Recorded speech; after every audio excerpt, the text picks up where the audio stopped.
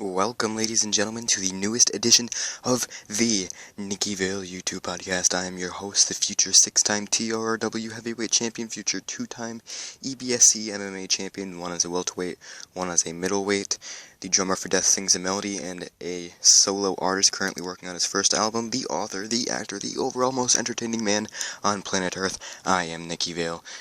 And we have a lot to talk about today, but first I want to touch up on Bellator 124. I don't want to say it was better than 123, but I want to say that this is a great season for Bellator. Season 11, I believe it is. First we had Patricio Pitbull and Pat Curran squaring off for the title, and mouses were being popped open underneath people's eyes, and blood everywhere, and Patricio Pitbull won the title. Then we have Emmanuel Newton facing the Mexicutioner Joey Beltran and knocking him out with that spinning back fist, the same move that knocked out King Mo and really put Emmanuel Newton as a mainstream competitor in Bellator MMA, as a main event player, really drew attention toward him. And so Newton is still your light heavyweight champion, and I personally believe we haven't seen the best of Newton yet, not even close. I want to see him have those fast-paced, all 5-round fights, where, you really need to show your heart and your determination for the sport. I want to see Newton versus King Mo 3. I want to see Newton versus Jackson. I want to see Newton versus Ortiz. I want to see those kind of guys fight Newton, and we know what's going to happen soon with this stacked Bellator MMA light heavyweight division. You can't wait for it. Ric Flair, though, on the downside, has unfortunately fallen ill. He was rushed to a hospital where he had surgery done on his stomach. He is expected to make a great recovery on the bright side, but he won't be at any WWE tapings or events for a while, and he won't even make it to Night of Champions like he was supposed to. So that's a downer. I'd like to wish Ric Flair, the legend, the 16-time world heavyweight champion, a speedy recovery, and hopefully soon we will be able to see Ric Flair doing segments for WWE once again. And sticking on the pro wrestling topic, Impact Wrestling, where Ric Flair used to work, it's not looking too good. They don't have any new tapings for, new live tapings for any of their shows anymore. They haven't booked anything. They haven't done anything like that. So once Spike TV airs the last of their tapings, they're going to start airing reruns, and we don't want to see reruns of Impact Wrestling. We want to see new stuff, We want to see the storylines develop. We don't want to see storyline summaries. The fact that Impact is already recording events 2 months before they're set to air, that's crazy to me. I can understand SmackDown being filmed on Tuesday and aired on Friday, but not Impact being taped in March and being aired in June. That's crazy. That to me is very bad, and for people to have to watch reruns now, it's not exactly good for Impact, because I'm sure the views will go down. Maybe the ratings themselves will go up, but the views themselves, which is what they really need at this point, is going to go down. And it's not looking too good for Impact, man. But on the bright side, Jeff Hardy may be able to make it to Bound for Glory in Japan. In October, Bound for Glory, the WrestleMania, the Super Bowl of TNA, is going to take place in Japan, and as we all know, Jeff Hardy has had his run-ins with the law here in the U.S., but he's been clean. He hasn't gotten in any sort of trouble with the law, so they may actually allow him to go to Japan to film this, and that's big.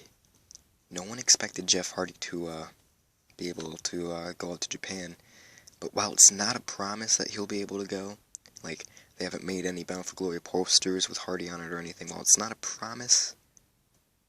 It's something that we could very well see. And that's what I'm waiting for. I'm waiting to see Jeff Hardy at Bound for Glory, because that would be amazing for Hardy's personal life. Speaking of amazing, and staying on the topic of TNA once again, everything's revolving around TNA lately. Bully Ray, as far as TNA says, is very close to signing a contract. Now, Bully Ray's contract expired. He said he loved working for TNA. He said he loved the vibe backstage and everything. But he said he was going to finish out his run even if he wasn't paid up until Bound for Glory. But now that he's close to signing a contract, he may very well sign it before Bound for Glory. We may very well see Bully Ray remain in TNA, which is a good thing for TNA and Impact Wrestling, because they've put so much on Bully Ray. This storyline with him and Hulk Hogan, and him being with his daughter. He's a two-time TNA World Heavyweight Champion. He's won several tag team championships with Devon. He and Devon as Team 3D, the Dudley Boys, are being put into the TNA Hall of Fame. They're being inducted. So, you obviously want this guy to stay in the company. I mean, Kurt Angle's debating leaving. Sting left.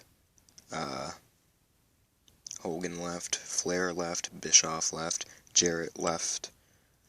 Who else left? That was a big name.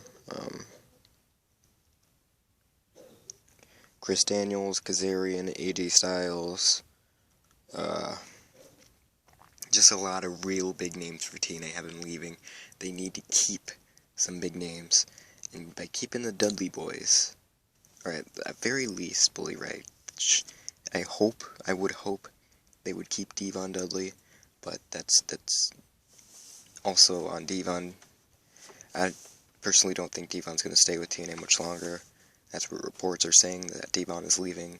But having this whole triple threat rivalry with Wolves, with Dudleys, with Hardys, the tag team title, that's bringing popularity back to TNA's tag team division and tag team wrestling in general, which we don't see anymore. I mean, tag team wrestling used to be a big thing back with the, the Hardys, the Dudleys, Edge and Christian, back in the WWF. And it's great to see some tag team wrestling back. I mean, I believe TNA's quality of wrestling is definitely improving. I'm seeing better matches, less of the boring, starts out with both wrestlers going back and forth, and the face takes control. They go to commercial, heel's in control, face tries to come back, heel shuts it down, face finally does come back, and then whoever's supposed to win wins. After a while, it gets kind of boring, and TNA's not really doing that as much anymore. They're putting on, high-quality, fast-paced, keep-you-guessing kind of matches, and that's what I want to see. That's what TNA needs to do, and they're doing it, man. It's just, I don't know, it's just, they don't have that connection with the fans anymore that you so desperately need right now. So, I don't know. But this was a part 1 of the Nickyville YouTube podcast, or latest edition. Check out part 2 and part 3 as we talk about, at least here in Connecticut, I don't know about other states, I'd assume other states are doing this as well. Public schools, students are encouraged, and in some cases required, to bring cell phones and tablets and things of that nature to school. The positives and negatives of that we will discuss. I won't get into it right now. I'm sure you guys are already having your opinions on that just listening to this, but we will talk about that later. But first, I want to plug in some DDP yoga. How are you guys feeling about that DDP yoga? Have you tried it yet? Go for it. You don't need to be an athlete. You don't need to be anything like that. You could be any age, old, young, whatever. You could be really heavy. You could be really skinny.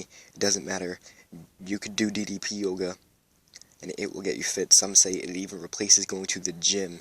Jericho, and Talk is Jericho, always says that if it wasn't for DDP yoga, he would not be wrestling today. You gotta check out DDP yoga, and if you have not checked out Limitless is, oh my god, I can't even say it. Limitless is new music video for Lessons, you need to go on YouTube. You need to type in Limitless Lessons music video. It's an amazing music video. There have been articles about them on several popular magazines. It's just doing great. It's definitely worth checking out if you are a metalcore music fan. And I will see you guys in part 2, hopefully. And thank you for listening. Make sure to like, comment, subscribe, tell us your opinions about Bellator, TNA, Ric Flair, all that's going on. Tweet us at The Veil Project, and I will see you for part 2 of this podcast.